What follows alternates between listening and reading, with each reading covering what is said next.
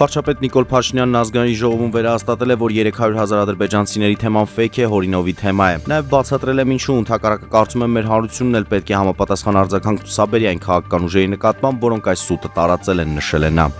Ստոկհոլմի արբիտրաժային տրիբունալը 2026 թվականի հունիսի 16-ի որոշմամբ ամբողջությամբ բավարարել է վարույթի երկատման Հայաստանի միջնորդությունը Լայերմանդ Հոլդինգ Լիմիթեդ ընկերությանը եւ Կարապետյաններն ընդդեմ Հայաստանի արբիտրաժային գործով։ Հայաստանը ներկայացրել էր փաստարկներ, որոնցով հիմնավորել է, որ արբիտրաժային տրիբունալի կողմից գործի քննության իրավազորությունը բացակայում է։ Միջազգային տրիբունալը բավարար հիմքեր է տեսել Հայաստանի կառավարության ներկայացված բոլոր փաստարկները վարույթի նախնական փուլում առանձին քննության առարկա դարձնելու համար։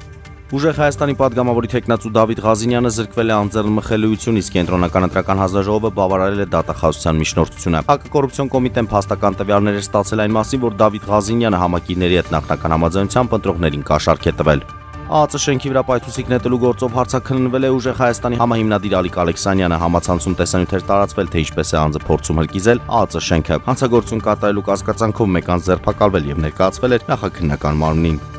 Ռուսաստանն ու Թուրքիան միշտ փոխադարձ ընդունելի լուծումներ են գտել ամենատարբեր խնդիրների շուրջ, այս մասին հայտարարել է Ռուսաստանի անվտանգության խորհրդի քարտուղար Սերգեյ Շոյգուն Թուրքիայի արտգործնախարար Հական Ֆիդանի հետ հանդիպման ժամանակ։ Շոյգուն նաև նշել է, թե չի հիշում մի դեպք, երբ իրենք չեն ավարտել իրենց աշխատանքը։ Շվեյցարիայի Նիոն քաղաքում UEFA-ի շտաբ բնակարանում կայացել է Կոնֆերենցիաների լիգայի խաղարկության 2026-27 մրցաշրջանի որակավորման երկրորդ փուլի վիճակահանությունը։ Վիճակահանության արդյունքում պարզ է դարձել, որ Հայաստանի փոխ չեմպիոն եւ գավաթակիր Նոան որակավորման երկրորդ փուլում կմրցի Մոլդովան ներկայացնող Զիմբրուի հետ։